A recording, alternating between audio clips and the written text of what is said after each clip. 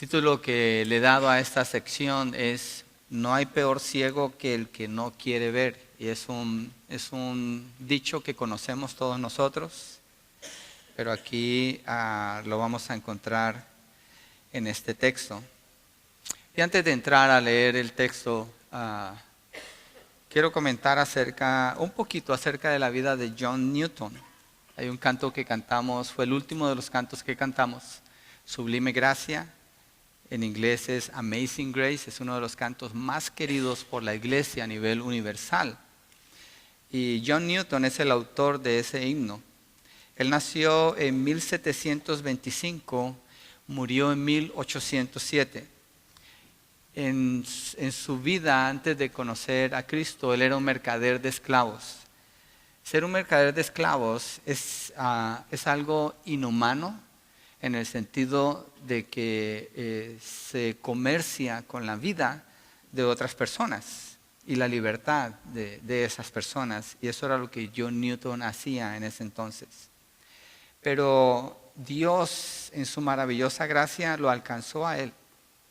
Le abrió los ojos, le mostró quién era el Señor Jesucristo y le dio la salvación. Y en marzo de 1748, Newton nació de nuevo.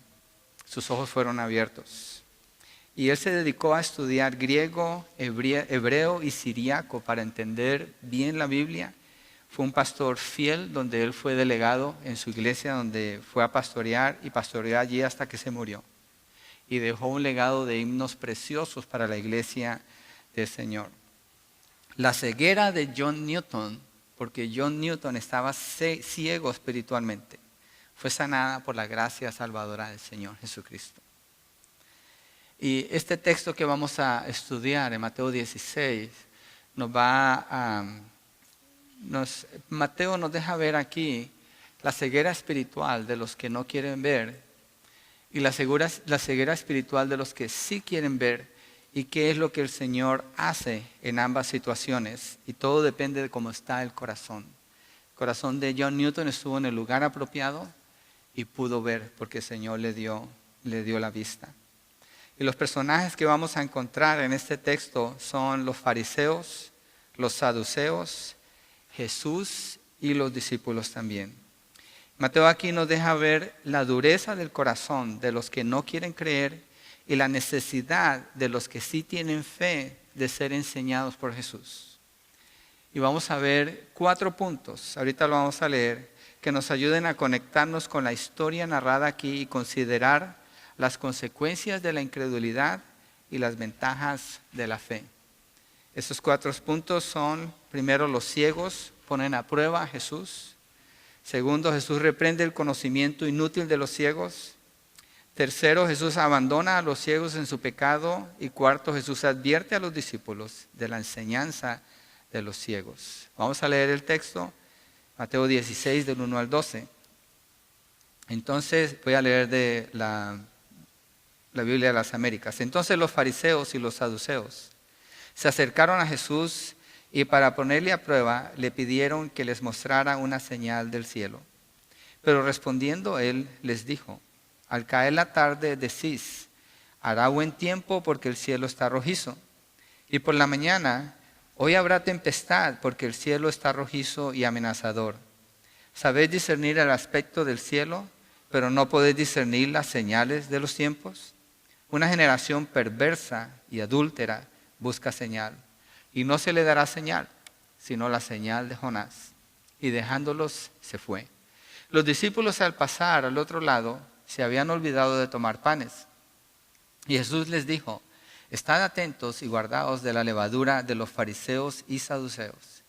Ellos discutían entre sí diciendo: lo dice porque no tomamos panes. Pero Jesús, dándose cuenta, dijo: hombres de poca fe, ¿por qué discutís entre vosotros que no tenéis pan? ¿Todavía no entendéis ni recordáis los 5 panes para los 5,000 y cuántas cestas recogisteis? ¿Ni los 7 panes para los 4,000 y cuántas canastas recogisteis?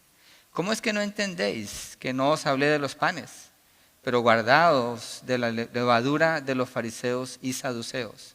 Entonces entendieron que no les había dicho que se guardaran de la levadura de los panes, sino de la enseñanza de los fariseos y saduceos.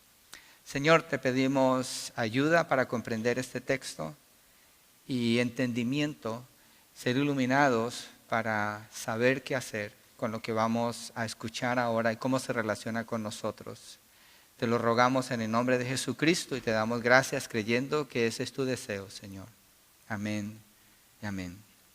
Entonces, primero, los ciegos ponen a prueba a Jesús y en el verso 1 dice, entonces los fariseos y los saduceos se acercaron a Jesús y para ponerle a prueba le pidieron que les mostrara una señal del cielo. Hasta este punto, lo que vemos en la historia, en la narrativa que nos da Mateo, es que Jesús está sanando a los enfermos, a multitudes de enfermos. Jesús está mostrando misericordia con todos, compasión, demuestra un amor profundo que nadie jamás ha tenido por estas multitudes en donde quiera que Él va. Jesús en su ministerio, en su vida, no ha provocado a nadie en contra de Él porque haya hecho algo malo de su parte.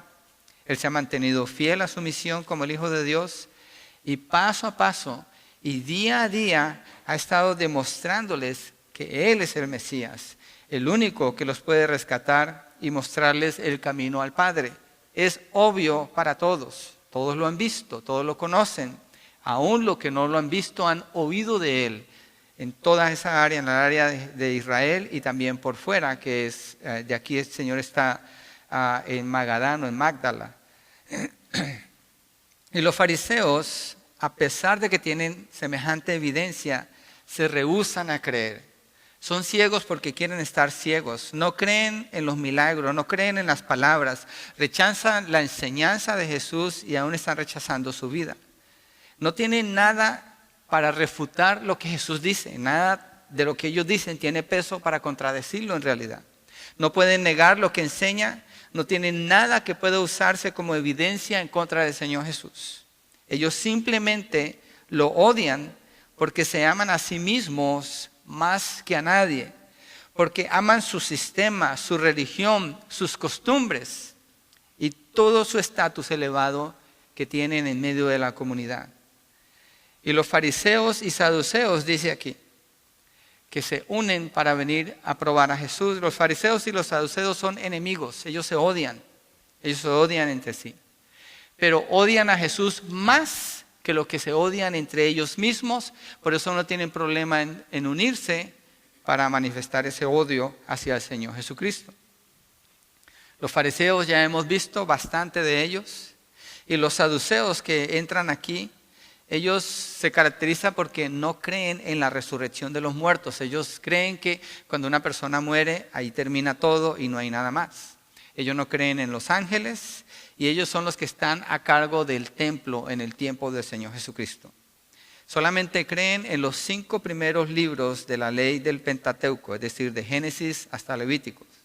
Y rechazan las leyes que imponían los fariseos y abogaban por obedecer solo lo que Moisés les había dado en la ley.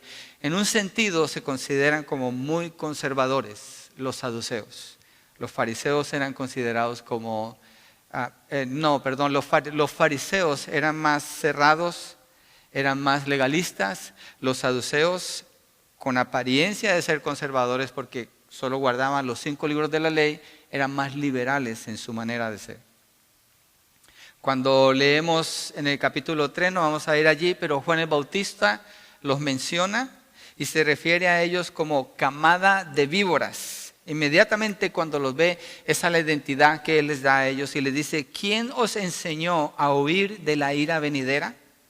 Y el punto de Juan, porque ellos se querían bautizar, era que se arrepintieran de verdad. Es decir, si quieres venir a Dios, no puedes ser un saduceo. No puedes ser un fariseo. Tienes que ser un creyente en Cristo Jesús. Tienes que ser un discípulo de Jesucristo. Le está presentando eso en Mateo 3. Pero ellos siguen siéndolo. Y así como saduceos y como fariseos se presentan, se acercan al Señor Jesús. Y es evidente como cada persona que se acerca a Jesús, aquí lo podemos ver, trae una necesidad. En general, lo que vemos es que todas las personas vienen a Jesús presentando una necesidad y buscando ayuda en Él. Pero cuando los fariseos y los saduceos se acercan, ellos no presentan ninguna necesidad. Ellos se creen superiores a Jesús. Ellos quieren cuestionar a Jesús. Ellos quieren probar a Jesús. Las otras personas reconocen la autoridad y el poder de Jesús sobre las enfermedades, sobre la vida y la muerte, y reconocen que lo necesitan a Él, pero no los fariseos. Y dice Mateo que se acercan a Jesús para ponerle a prueba y le pidieron que les mostrara una señal del cielo. Ya antes, en unos capítulos atrás, vimos que ellos pidieron una señal. Los fariseos y los escribas piden una señal. En este caso, dice Mateo que piden una señal del cielo. Es algo más específico todavía lo que están pidiendo. Ahora la pregunta, cuando ellos piden esta señal del cielo es, ¿qué se están tramando? Porque Mateo dice que para ponerle a prueba le pidieron que les mostrara una señal del cielo. El texto en sí no nos da más información que esta. Pero si miramos lo que está sucediendo a través del libro, en Mateo 4, por ejemplo, encontramos que Satanás le dice al Señor Jesucristo, dice que lo lleva a lo más alto del templo, al pináculo, y le dice que se tire de allá para que haga algo maravilloso, entonces sea proclamado como Mesías. Lo que quiero ver es qué hay en el pensamiento de ellos a la luz de lo que la Biblia nos deja ver. ¿Sí? Entonces ese pensamiento viene de Satanás, estos hombres le sirven a Satanás. Así que el diablo lo tenta para que haga eso. En Juan 7:27, no vamos a ir allí, pero dice que nadie sabe de dónde viene el Cristo. Los fariseos dicen, sabemos de dónde viene este y este, pero cuando hablan de Jesucristo dicen, nadie sabrá de dónde viene el Cristo. Otro concepto que tienen es, va a ser algo misterioso. Va a ser alguien que nadie sabe de dónde viene, pero todo el mundo sabe que Jesús nació en Belén y que fue criado en Nazaret. Entonces, como no hay misterio, para ellos no tiene sentido Jesucristo. Crisóstomo, que fue un obispo de Constantinopla en los años 300 al 400, cuando él escribe acerca de este texto, él sugiere que lo que está en el corazón de los fariseos y los saduceos, cuando dicen que les muestre una señal del cielo, es que Jesús haga que el sol se detenga, o tal vez que haga que haya truenos en el cielo, o que mueva la luna de un lugar a otro. Eso es lo que ellos tienen en su mente, lo que él cree, y tiene mucho sentido lo que concluye allí. Pero sabiendo que las intenciones de estos hombres eran malas, no cuesta creer que algo así es lo que está en su mente. Pedir señal del cielo, esperando algo maravilloso. La arrogancia en el corazón de estos hombres los lleva a creer que pueden probar a Dios.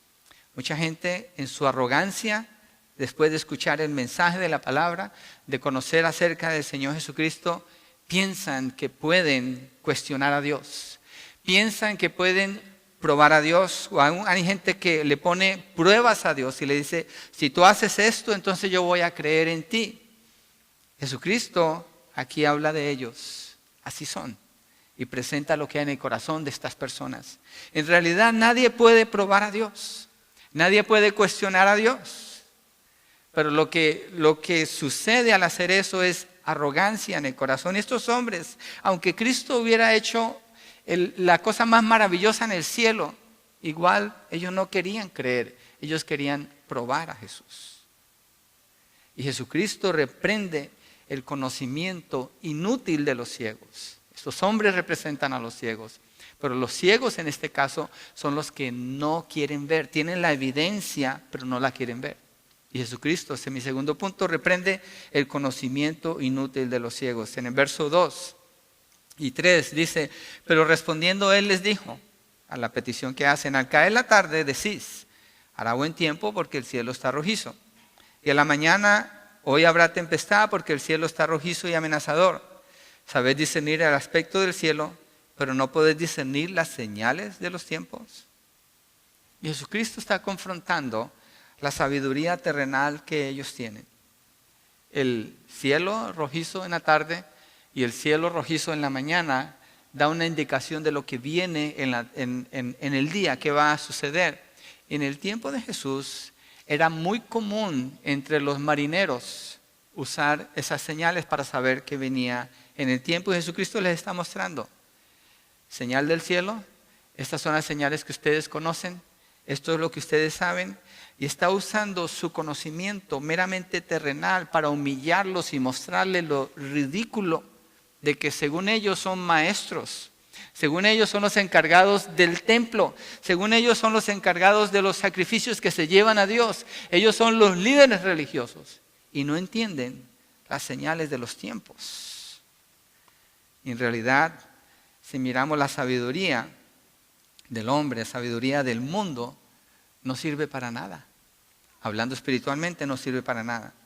En los tiempos de dificultad no suple nada, no fortalece, no responde incógnitas, solamente puede producir orgullo y alejar a la persona de la verdad. El mundo proclama sabiduría con su conocimiento limitado y errado. Y mire lo que dice 1 Corintios 3, de 18 al 20, donde Pablo ilustra esta verdad, comparando la sabiduría de Dios con la sabiduría de los hombres. 1 Corintios 3, 18 al 20. Quiero ilustrar lo que está en la mente y en el corazón de los fariseos y los saduceos con estas escrituras, por eso estoy saliendo de allí. 1 Corintios 3, 18 al 20. Nadie se engaña a sí mismo. Si alguno de vosotros se cree sabio, según este mundo, hágase necio a fin de llegar a ser sabio. Porque la sabiduría de este mundo es necedad ante Dios. Pues escrito está: Él es el que prende a los sabios en su propia astucia. Y también el Señor conoce los razonamientos de los sabios, los cuales son inútiles. Los hombres se acercaron con su propia sabiduría terrenal y Dios dice: es inútil, no sirve para nada. En el Salmo, no vamos a ir allí, pero Salmo 82, 5 dice: no saben ni entienden, caminan en tinieblas. Jeremías 5:21 dice: oíd ahora esto, pueblo necio e insensible, que tienen ojos y no ven, tienen oídos y no oyen, porque no quieren. Son ciegos porque quieren, porque para ellos su propio conocimiento, su propia sabiduría es superior que Jesucristo mismo. La ceguera del hombre natural, es decir, el que no está en Cristo, es evidente. Y hay tres cosas que contribuyen a esta ceguera. La primera es el pecado. El pecado enceguece. Juan 3:19 dice lo siguiente. Juan 3:19. Y este es el juicio, que la luz vino al mundo y los hombres amaron más las tinieblas que la luz, pues sus acciones eran malas. Preferían su pecado o prefieren su pecado, el que es ciego. El otro aspecto que afecta la ceguera del hombre natural es Satanás. 2 Corintios 4:4 dice que el príncipe de este mundo cegó el entendimiento de los hombres para que no puedan conocer la verdad. Y el tercer aspecto es el juicio soberano de Dios por la persistencia en rechazar la verdad. Mire Lucas 19:42. Lucas 19:42.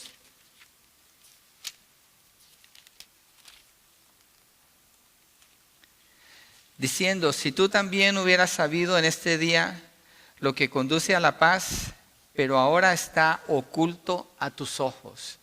Dios ha ocultado la verdad a los necios, a los que insisten en ser ciegos, a los que cuestionan la palabra de Dios, a los que cuestionan a Dios, a los que no quieren acercarse a Dios con un corazón humilde y con necesidad de Él, pero que se creen que están por arriba del Señor.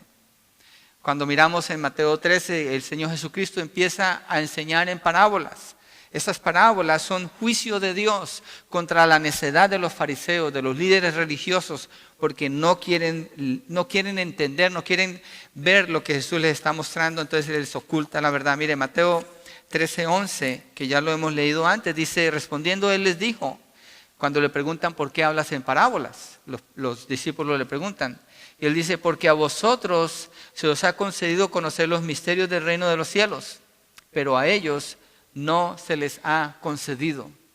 Dios con las parábolas oculta la verdad para los que son necios y no quieren creer, y la manifiesta para los que tienen fe y vienen a Él confiando que Él es el que les puede enseñar. Entonces, el récord que vemos de estos hombres es que desde la predicación de Juan el Bautista, quienes rechazaron abiertamente al Señor Jesús y su evangelio, fueron los judíos líderes religiosos, especialmente por su influencia y el poder que tenían en la comunidad israelita. Jesús sabe la intención de estos hombres, que solo lo querían desacreditar, y les contesta: al caer la tarde decís, hará buen tiempo, porque el cielo está rojizo, y a la mañana hay obra. Hoy habrá tempestad, porque el cielo está rojizo y amenazador. Es una sabiduría terrenal, es una sabiduría que no les sirve para nada en lo que es el entendimiento espiritual. Y les dice: sabéis discernir el aspecto del cielo, pero no podéis discernir las señales de los tiempos. En otras palabras, su sabiduría solo hasta allí les llega y jamás les va a servir para conocer a Dios. Hoy en día hay expertos en muchas áreas. Hay gente con muchos títulos, muchos estudios. No es malo prepararse, es bueno, hay que ir a estudiar. Esa es una manera de prepararse para trabajar. Pero el punto que quiero hacer es que hoy en día se considera el conocimiento, en inglés dicen la inteligencia, los que suena igual que español, como lo que debe apreciarse y como que el concepto que ellos dan es el que debe definir las cosas. Pero al mirarlo a la luz de las Escrituras es necedad. Hay un término que uso y a veces ya trato de evitarlo por lo duro que suena, pero es la estupidez del humanismo. El humano en su propio razonamiento, el humano en sus propias conclusiones, es tonto delante de Dios, como leímos en 1 Corintios. Su razonamiento no tiene sentido y no le lleva a ningún lado en realidad. Es bueno para trabajar, pero no sirve para nada en lo espiritual. Hay una película que hizo Ray Comfort y es acerca de los ateos. Olvido el título de la película, pero él presenta la posición de los ateos. Y la posición del ateo es tener toda la evidencia de la creación, tener toda la evidencia del poder maravilloso de Dios delante de ellos y decir: yo no creo en Dios. Todos los que le entrevistan en esa película, todos dicen que no creen en Dios.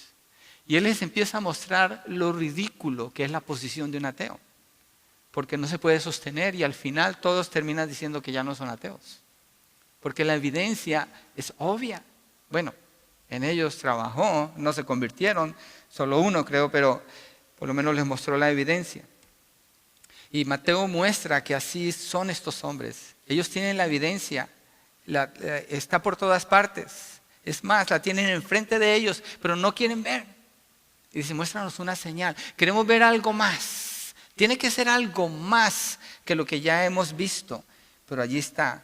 Y Jesús les dice: esa sabiduría que ustedes tienen, ese estudio, ese conocimiento, nomás les sirve para decir mañana va a llover o mañana va a ser un buen día. Es todo para lo que les sirve. Y les dice: pero no pueden discernir las señales de los tiempos. Y quiero que miremos un poquito, no nos vamos a meter allí, pero quiero tocar por qué Jesucristo les dice a ellos las señales de los tiempos. Mateo 24, verso 3, más adelante lo vamos a estudiar y lo vamos a estudiar en detalle. Y el estudio que ya hicimos en Apocalipsis nos va a ayudar a entender todo esto. Pero ahorita solo quiero leerlo y tocarlo. Mateo 24, 3. Y estando él sentado en el monte de los olivos, se le acercaron los discípulos en privado diciendo: dinos, ¿cuándo sucederá esto?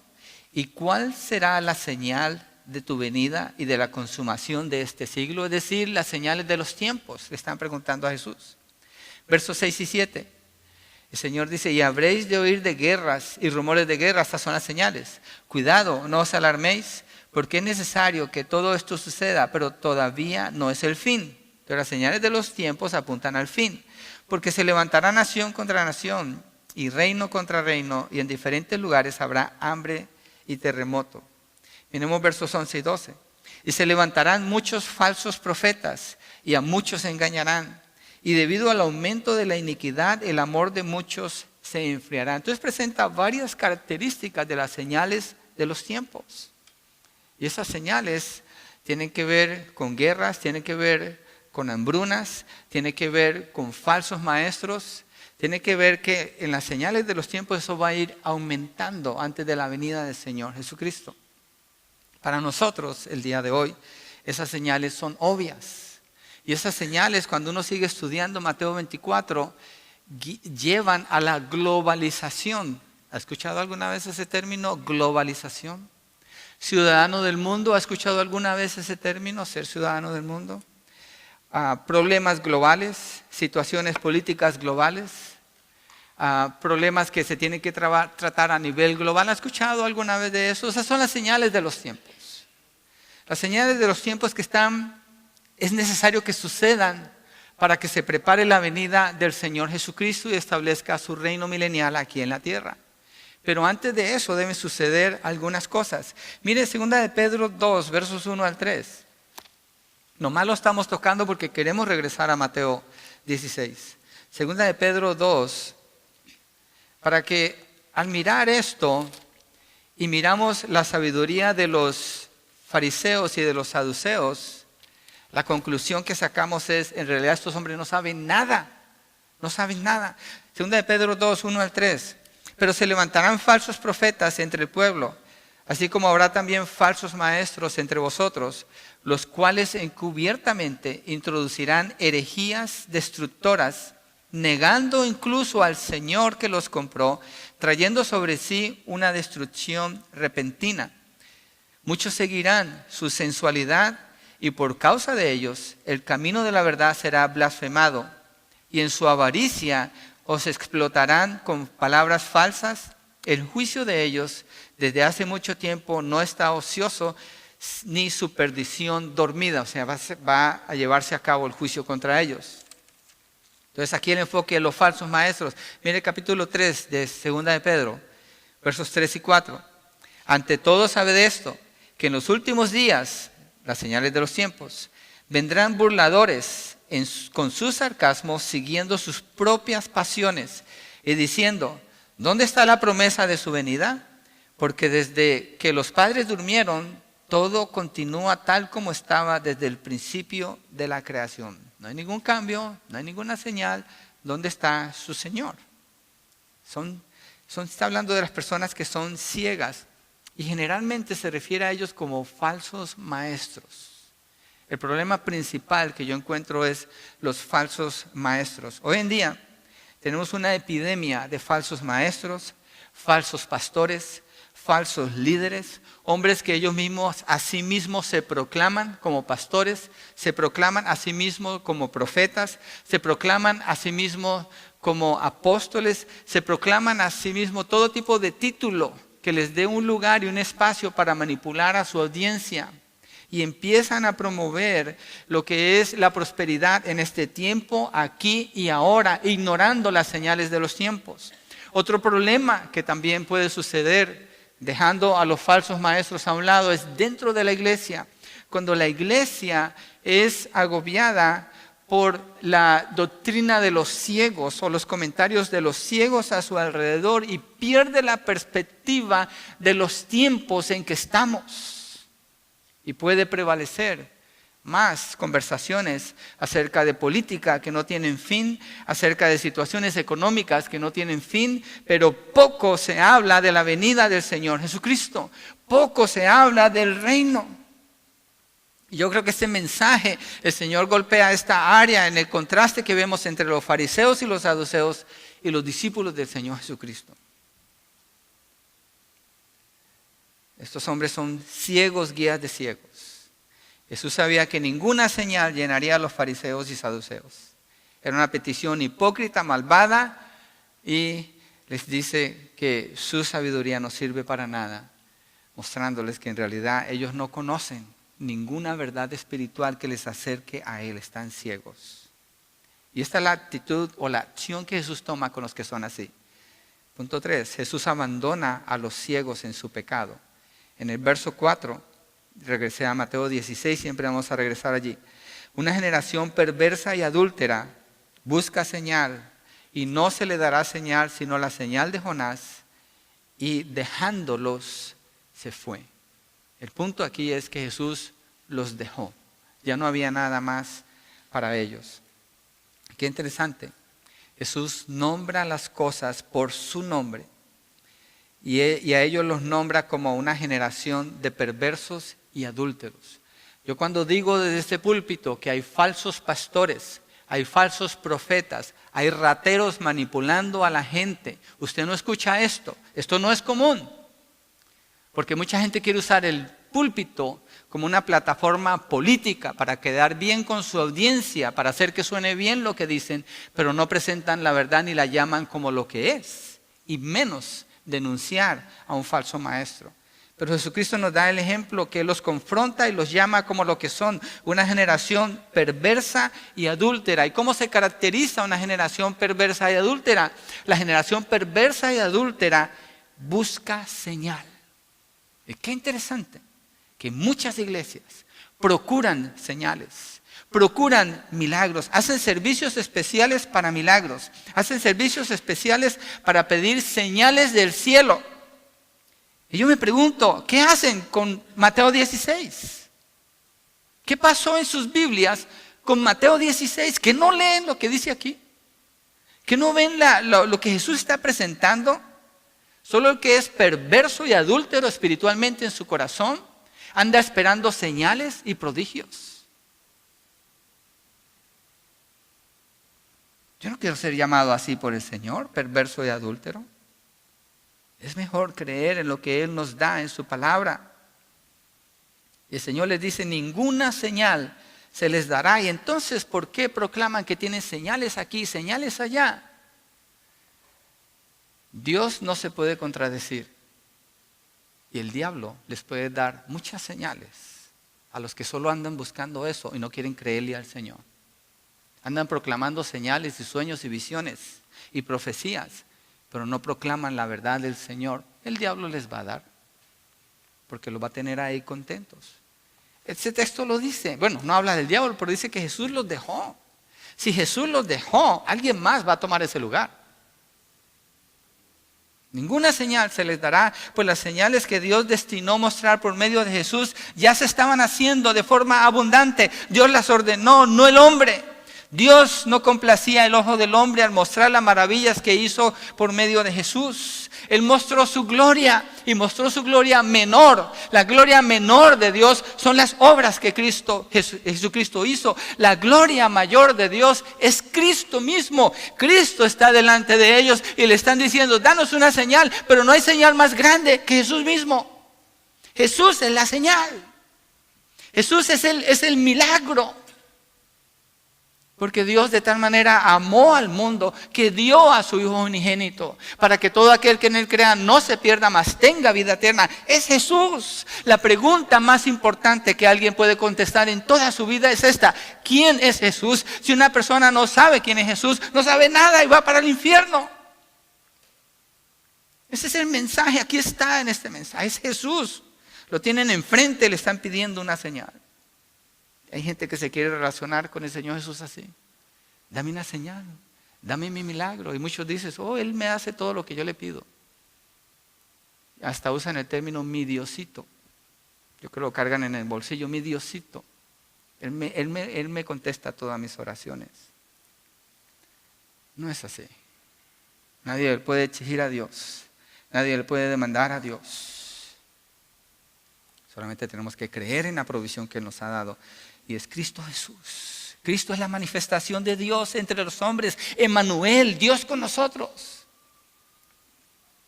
Pero ellos cerraron sus ojos y se negaron a ver la gloria de Dios. Más bien mantuvieron sus propias demandas y su propia agenda delante de ellos. Escogieron la oscuridad y las tinieblas antes que ver la luz que brillaba enfrente de ellos.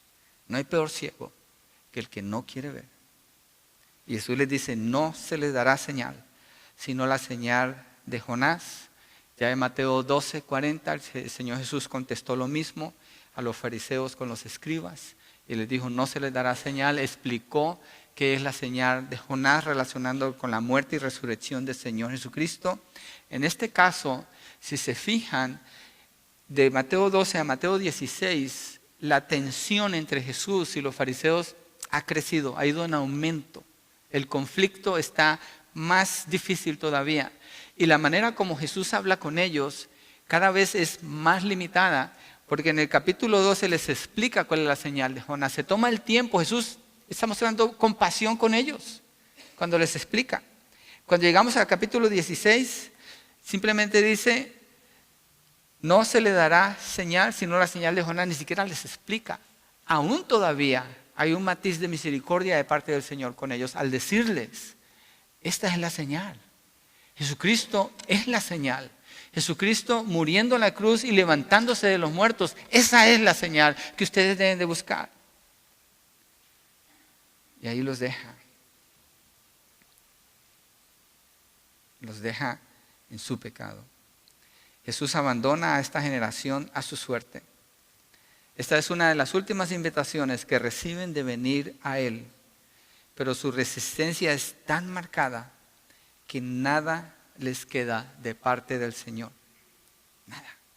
Y Él los deja.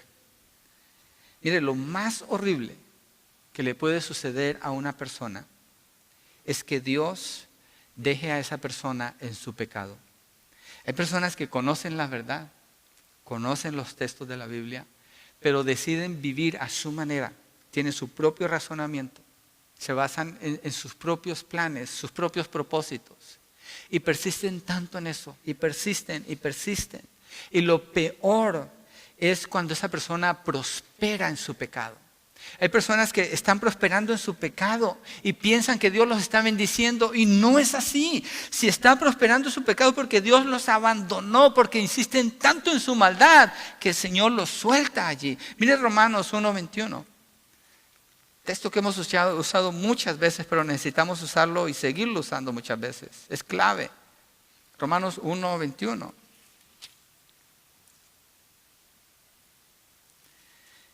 Pues aunque conocían a Dios, qué interesante lo que Pablo dice, nomás estoy usando poquitos versos en todo este texto de Romanos para ilustrar este punto.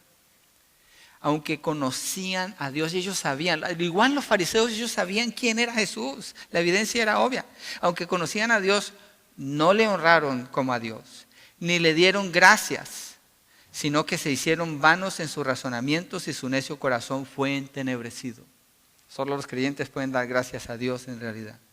Dice que su corazón fue entenebrecido, era un conocimiento vano el que tenían. Verso 24. Por consiguiente, Dios los entregó a la impureza en la lujuria de sus corazones, de modo que deshonraron entre sí sus propios cuerpos. Está hablando de pecado moral. 28. Y como ellos no tuvieron a bien reconocer a Dios, Dios los entregó a una mente depravada para que hicieran las cosas que no convienen. De acuerdo a ellos, están bien, pero en realidad Dios los dejó. Es lo que está diciendo aquí. Tenemos que escuchar lo que Dios dice. Tenemos que atender a lo que el Señor nos habla en su palabra. Tenemos que tomar una decisión delante de Dios y alinear nuestras vidas de acuerdo al estándar que la palabra nos presenta. Tenemos que revisar nuestras decisiones. Tenemos que revisar el rumbo que nosotros estamos llevando y considerar, ¿en realidad estoy obedeciendo al Señor o estoy cuestionando al Señor? ¿En realidad estoy siguiendo a Cristo como mi Rey y Salvador? ¿O estoy presentando pruebas y demandando señales de Él en la manera como yo escogí vivir, que no coincide con lo que Él dice? ¿Qué estoy haciendo con mi vida? Esa es la pregunta para nosotros en cómo poder aplicar todo esto que estamos viendo aquí. Y si estoy prosperando en alguna área y esa área no coincide con lo que Dios dice, tal vez Dios me está dejando que prospere en mi pecado. Yo no sé. Mejor ser disciplinado por el Señor que ser abandonado en el pecado.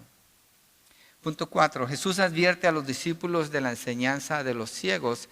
Aquí cambia, en Mateo 16, la narrativa cambia y sucede algo que lo estamos viendo continuamente desde que estamos en este estudio. Algo sucede y los discípulos vienen y hablan con el Señor. Algo sucede y Jesucristo habla con los discípulos. Algo sucede y Jesucristo está usando la ocasión para instruir a sus discípulos. Todo este tiempo Lo esencial que Mateo nos deja ver es cómo Jesús está preparando a sus discípulos. Ahí entramos más nosotros. Y Jesús les advierte de la enseñanza de los ciegos. Pero la advertencia al principio es malentendida. Verso 5, los discípulos al pasar al otro lado se habían olvidado de tomar panes. Y Jesús les dijo, estad atentos y guardaos de la levadura de los fariseos y saduceos. Y ellos discutían entre sí diciendo, lo dice porque no tomamos panes. Jesucristo sigue depositando entendimiento en ellos, sabiduría y discernimiento. Los prepara día a día con sus enseñanzas. Y algo especial que yo veo aquí del discipulado. El discipulado va más allá de un salón de clases. El discipulado va más allá de un estudio general. Tiene que ver con una experiencia diaria. Tiene que ver con una experiencia de la vida real. Tiene que ver que el discípulo pueda ver a su discipulador cómo maneja las diferentes situaciones en su vida, cómo confronta cada situación. Eso es discipulado que nos deja ver el Señor Jesucristo aquí. Y aquí los fariseos se oponen al Señor Jesucristo, los discípulos son testigos de eso. Y esta oposición que ellos presentan al Señor Jesucristo, Él la usa como ocasión para enseñar y prevenir a los discípulos. Podemos pensar que una persona está mal. Podemos pensar que una persona se opone a Dios o se opone a lo que Dios ha establecido en su manera de hablar, su manera de vivir, su manera de comportarse. Y podemos pensar, ese es su problema. Pero este texto nos deja ver que no es así. No es así. Si somos testigos frente a algo que no está bien, Jesucristo da una advertencia. Aquí Él le advierte a los discípulos que se cuiden de la enseñanza de los saduceos, porque ellos tienen que tomar una posición al final. Les advierte porque es natural para el ser humano ser contagiado por la gente que es falta de fe. Se considera, por ejemplo, que muchos débiles en la fe, cuando son expuestos a las mentiras de la evolución y al humanismo, fácilmente se inclinan en esa dirección y dejan a un lado lo que han conocido de la verdad. Hay personas en esta iglesia que no se cuidan de la levadura de los falsos maestros y en lugar de crecer con lo que Dios les da en la iglesia, andan buscando, andan oyendo, andan queriendo llenarse por otras partes sin tomarse el tiempo de discernir. Y cuando vienen aquí no pueden tomar una decisión, no pueden estar claros en cuanto a lo que creen. Y la confusión en ellos solamente aumenta y aumenta. El producto, se hacen orgullosos y finalmente se empiezan a desaparecer del mapa. Ya no tienen nada que ver con la iglesia, comienzan a seguir su propia agenda. Lo que Dios les ofrece no es suficiente para ellos y terminan mal. Ellos tienen su propio estándar, su propia agenda. Y esto es peligroso. Y Jesucristo advierte aquí. No hay peor ciego que el que no quiere ver. Jesús es el instructor de los 12 discípulos. Les está enseñando a escucharlo y a seguir su dirección. Esto es vital para el entendimiento. Más adelante vamos a entrar en la iglesia, cuando Jesucristo habla de la iglesia por primera vez, pero todo esto nos lleva para allá. Jesucristo es el que instruye a los discípulos, a los 12. Después, cuando Jesucristo muere y resucita, deja a los discípulos para establecer a su iglesia. Y el Señor Jesucristo establece que es la iglesia el medio por el cual Él edifica a los creyentes. Pero mucha gente hoy quiere ser edificado en la televisión, en la radio, en la internet. ¿Y su iglesia? ¿Y su iglesia? Usted sabe que este mensaje ha sido predicado múltiples veces en muchas iglesias. Usted sabe que hay muchos pastores que han tomado este mensaje y lo han predicado a sus iglesias. Pero ¿sabe qué? Dios le habla de una manera única y específica a cada congregación usando el mismo texto. Yo puedo ir y visitar otro lugar. Yo puedo ir a escuchar otro mensaje. ¿Por qué no? Pero no puedo alimentarme de allí. No puedo esperar que Dios edifique mi vida fuera del cuerpo local que Jesucristo me ha dado, que es allí donde Él me quiere edificar. Y eso es un problema. Eso viene a ser un problema. Pero no hay peor ciego que el que no quiere ver. El ciego escoge su propia ruta. Se la pasa oyendo aquí y allá, coleccionando aquí y allá, y eso es peligroso. Porque no puede caminar con lo que el Señor recetó para él o puso enfrente de él o de ella. No está obedeciendo. No tiene fe en lo que Jesucristo mismo ha dicho. Y eso es lo que está sucediendo con los discípulos. Él los instruye colectivamente, no individualmente. Aquí vemos una instrucción colectiva.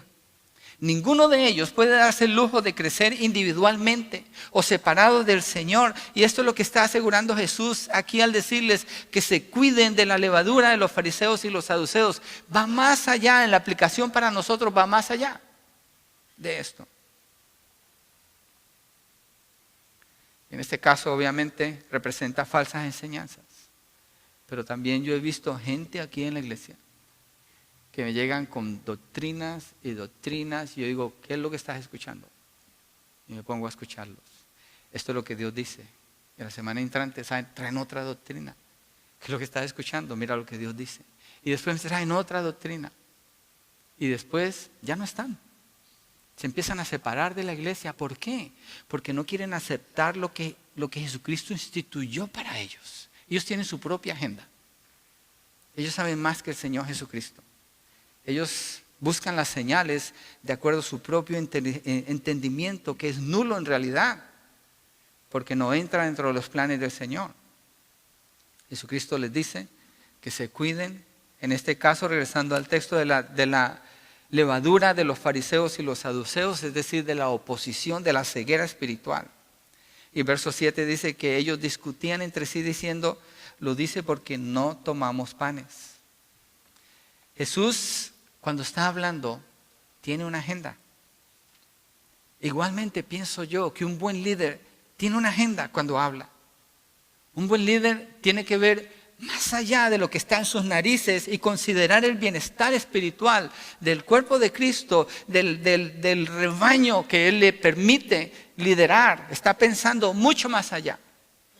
Y esto sucede aquí también. Pero los discípulos nomás quieren ver lo que a ellos les conviene o lo que ellos alcanzan a ver hasta enfrente de ellos nada más. No entienden la agenda del Señor.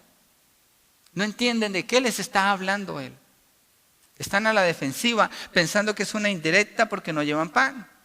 Su vista es corta, limitada y no pueden ver más allá de sus narices. Pero Jesús responde en el verso 8 y les explica cuál es la advertencia.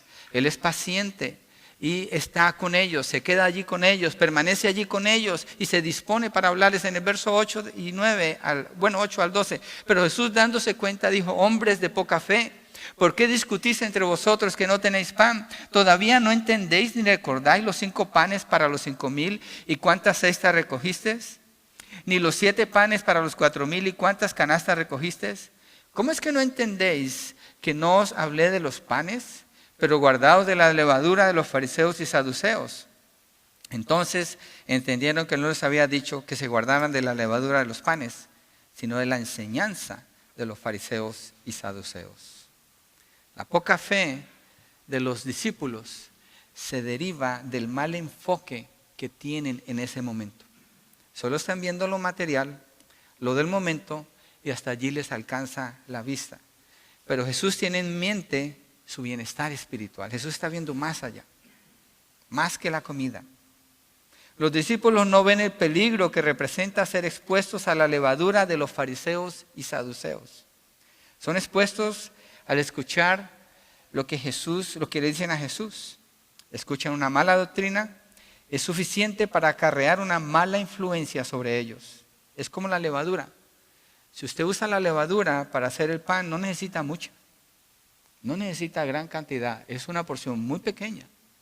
Y cuando se pone en la masa, va a levar toda la masa. Entonces Jesús dice, cuidado con la levadura de los fariseos y los saduceos. Pero ellos están pensando en su propia necesidad. Y los llama hombres de poca fe. Hombres de poca fe. Qué interesante, a los fariseos y los saduceos, ¿cómo los llaman? Generación perversa y adúltera. Los fariseos no dudan de Jesús.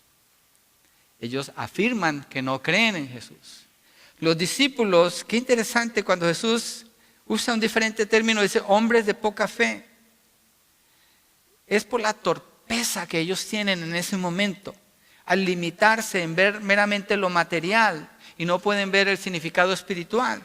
Pero Jesús no los llama perversos ni malvados. El Señor les dice hombres de poca fe. No han tenido suficiente fe para creer en lo que les estoy diciendo, por eso no pueden ver. Ellos no están rechazando la verdad. Ellos están necesitados de ser instruidos por el Señor de nuevo, de nuevo. El creyente necesita la instrucción del Señor. El creyente necesita la instrucción a través de la palabra para crecer espiritualmente.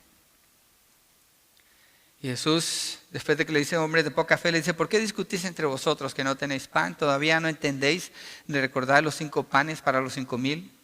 ¿Cuántas cestas recogisteis? Ni los 7 panes para los 4,000. ¿Y cuántas canastas recogisteis?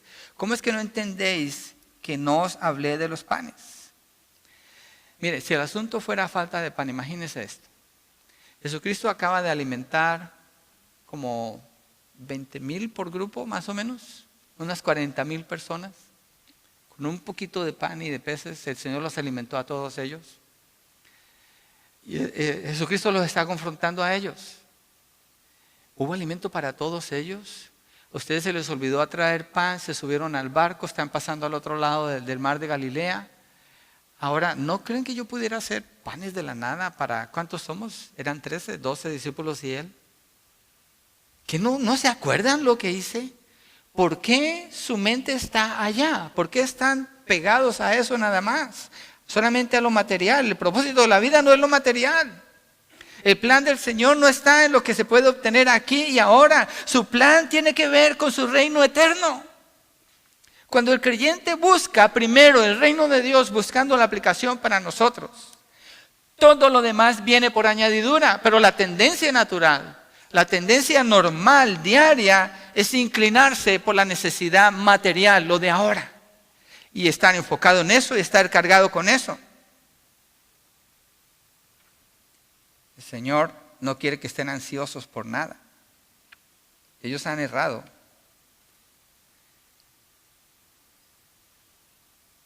Los gentiles, dice Mateo 6, 31 al 33, se preocupan por esas cosas. Ya ellos habían oído eso del Señor Jesucristo. Ellos lo que ellos buscan. Pero el creyente debe buscar el reino de Dios. Entonces cuando les recriminan lo del pan, ya les enseñé, ya vieron los milagros, ya vieron todo esto. ¿Por qué todavía no quieren tener fe? Pero aún el trato del Señor con los discípulos es muy diferente que el trato con los fariseos y los saduceos. Miremos 2 Corintios 9:10, para que miremos el centro de la vida del creyente, cómo debe de estar.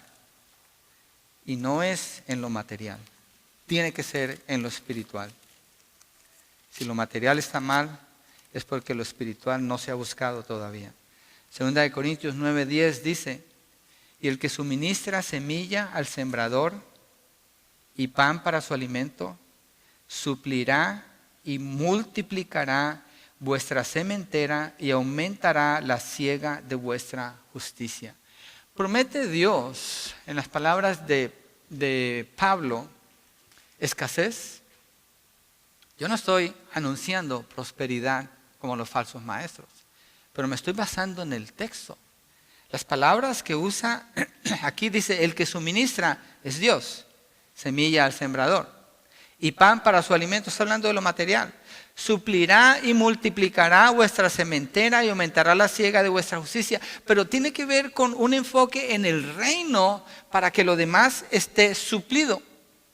Pero el problema generalmente es que el enfoque es lo material. Se busca lo material, se trabaja por lo material, se preocupa por lo material. Cuando hacemos una oración aquí estamos tratando de romper esa línea y usar textos donde oramos unos por otros pidiendo, Señor, ayuda a mi hermano. ¿A qué? ¿A que tenga más dinero? No, a que crezca espiritualmente.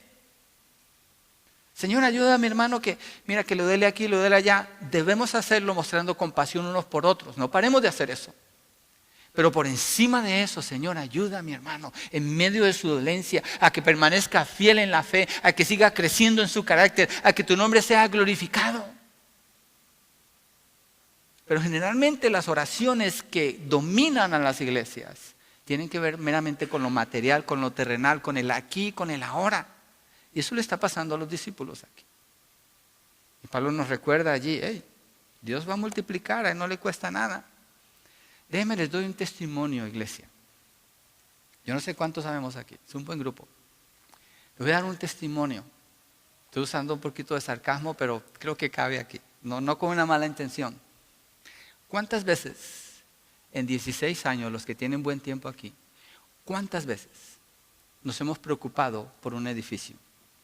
Alguien aquí, dígame, yo le regalo un billete de 500 que tengo en el bolsillo, que no lo he podido regalar todavía.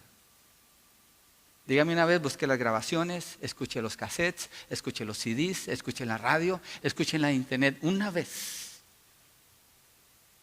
0 veces lo hemos hecho. ¿Cuál ha sido nuestro enfoque? En obediencia a lo que el Señor nos enseña. Yo creo que esto aplica perfectamente para nosotros. Prediquemos la palabra. Anunciemos a Cristo. ¿Cuál es la pregunta principal que alguien necesita contestar en su vida? Es ¿quién es Jesucristo? ¿Quién es Él? Instruyamos a la iglesia para que sepan quién es el Señor Jesucristo. Que conozcan la palabra, que conozcan la doctrina, que conozcan de teología lo esencial para entender mejor quién es Dios. Para que vivan su vida de fe, creciendo, madurando espiritualmente. Y creo que hemos podido avanzar con una iglesia sólida. ¿Y qué pasó la semana pasada cuando estábamos aquí? Ahí está mi testimonio, el de ustedes. La iglesia americana quiere estar en unidad con nosotros. Eso indica que vamos a ser propietarios de este edificio. ¿Cuánto nos costó entrar a este edificio? ¿Lo buscamos alguna vez? ¿Procuramos pedir algo así? ¿Estábamos orando, Señor, danos un edificio? Nunca, hermanos. Siempre nos enfocamos. Vamos a invertir en lo esencial para que la iglesia crezca espiritualmente. Y el Señor dijo, aquí está. Ahora nosotros tenemos que creerle al Señor, obviamente. ¿Qué vamos a hacer, no? Mario dijo ahora. Esa es nuestra parte allí. Entonces, el punto aquí, regresando a Mateo 16. La levadura de los fariseos y los saduceos. Nosotros la tenemos todos los días alrededor. La levadura de la situación política consume a algunos y los lleva a pensar y hablar como mundanos. Poco o nada se les escucha oír del reino de Dios. Jesús regaña a los discípulos por los lentos para entender y por su desenfoque en lo que realmente importa. Lo que importa es el reino. La pregunta principal es ¿qué tiene que ver esto con el reino de Dios? Pero los atiende, demuestra su amor y su paciencia con ellos. Y se toma el tiempo de mostrarles lo que verdaderamente importa. Y allí llega la ayuda divina, la iluminación del Señor para que puedan entender. Jesús dejó a los fariseos y a los saduceos, los dejó. Pero a sus discípulos los instruyó, contestó sus preguntas, aclaró sus dudas, les iluminó para que pudieran entender las verdades espirituales. Igualmente, el Señor Jesucristo jamás abandona a su iglesia. Jamás abandona a ninguno de sus hijos. Si alguien que es un hijo de Dios no está creciendo espiritualmente, es porque su enfoque es en lo terrenal. Y debe abandonar eso y escuchar al Señor. Tiene que hacer un cambio en su vida. Tiene que llenarse de la palabra, ser fiel en congregarse para escuchar lo que el Señor le dice a la iglesia semana tras semana, lo que Jesús hace entre nosotros como iglesia, hermanos, lo hace aquí y solamente aquí entre nosotros. Cuando usted va a su casa, usted necesita crecer espiritualmente. Cuando está en su trabajo, en su hogar, donde quiera que usted está, usted necesita crecer espiritualmente, pero lo que Él hace aquí, allá no lo puede tener, porque el Señor mentiría. Y Él no miente, Él estableció su iglesia para hacerlo así. Los discípulos necesitan la instrucción del Señor, la dirección del Señor. Y Él ha instituido a maestros y a pastores para instruir a los fieles, para que crezcan, para que maduren para la obra del ministerio. No hay otra manera. Esa es una aplicación bien clave para nosotros. Necesitamos permanecer en unidad, necesitamos permanecer en compromiso, necesitamos entender que necesitamos al Señor como iglesia, como cuerpo, como familia. Él está allí en medio de los que son suyos. Y Jesucristo estaba allí con sus discípulos para ayudarles. Verso 12, después de que Jesús les explica, entonces entendieron que no les había dicho que se guardaran de la levadura de los panes, sino de la enseñanza de los fariseos y saduceos. Hasta que Jesús les muestra, es que pueden entender. La levadura de los fariseos era legalismo y la levadura de los saduceos era liberalismo. Legalismo dice, no te puedes peinar así, no te puedes poner la falda si no tiene tantas pulgadas después de la rodilla para allá, no te puedes poner esta raya en la cara, ¿no? Ese es el legalismo. No puedes. Leyes de hombres. Y el liberalismo es, ya eres salvo, tú no te preocupes, tú eres libre para hacer como quieras. Al cabo, tu conciencia, estás tranquilo, haz como quieras, parécete al mundo. ¿Qué importa que te parezcas al mundo? ¿Qué importa que hables como los mundanos? Al cabo, ahí estás. Los dos extremos son igual de peligrosos. Los discípulos agarran la onda después de que Jesús los instruye. Entienden que lo que sucedió es peligroso porque hay una influencia. Es una levadura que se soltó allí. Y el deseo del Señor es instruirlos para que crean en Él, los atrae más a Él. De nuevo, el medio para la iglesia de instrucción proviene principalmente de la predicación los domingos, como cuerpo de los domingos, del pastor que Dios puso en esa congregación, para esa congregación, si es que es un hombre fiel. Por eso cuando Pablo afirma a los corintios en sus enseñanzas, les dice, y ni mi mensaje ni mi predicación fueron con palabras persuasivas de sabiduría, sino con demostración del poder del Espíritu y de poder, para que vuestra fe no descanse en la sabiduría de los hombres, sino en el poder de Dios. 1 Corintios 2, 4, 5. A veces la sabiduría del hombre puede ser él mismo definiendo qué es la iglesia, ignorando lo que Dios dice. Mateo 13, versos 10 al 11, después de que le preguntan los discípulos por qué enseñan parábola, le dice, porque a ellos se les ha concedido los secretos del reino, pero no a los demás. Dios no quiere ocultar su voluntad de usted. Una vez en una clase yo pregunté, ¿ustedes creen que conocer la voluntad de Dios es difícil o es fácil? Y varias personas, es muy difícil. Le dije, no es difícil. No es difícil. Dios quiere que usted conozca su voluntad. Dios quiere que usted participe de sus propósitos. But guess what? Usted no lo puede hacer a su manera. Él es Dios. Los fariseos querían las cosas a su manera. Jesucristo les dijo no. Los discípulos entendieron que era la manera de Jesús y dependieron de Él para ser instruidos y llevados allí. Dios quiere revelar su voluntad. Él quiere manifestar su verdad a sus hijos. Y lo ha hecho a través de su Hijo Jesucristo. La razón por la que los discípulos entendieron finalmente lo que Jesús les enseñó no es porque fueran muy listos. Ellos también eran ciegos espiritualmente, como usted y yo. Apartados de la verdad. Pero Dios soberanamente los llamó. Les abrió los ojos, les dio fe, les instruyó y les dio a conocer los secretos del reino, igual que está haciendo con su iglesia.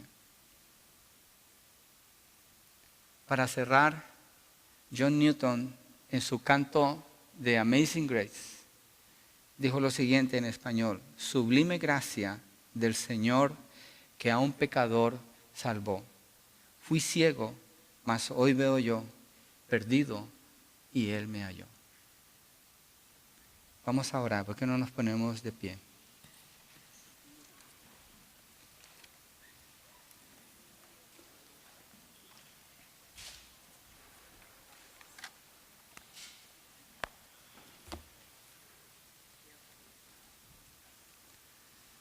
Señor, gracias que es tu deseo quitar la ceguera del corazón de los hombres. Es tu anhelo y has provisto el medio que es tu Hijo Jesucristo.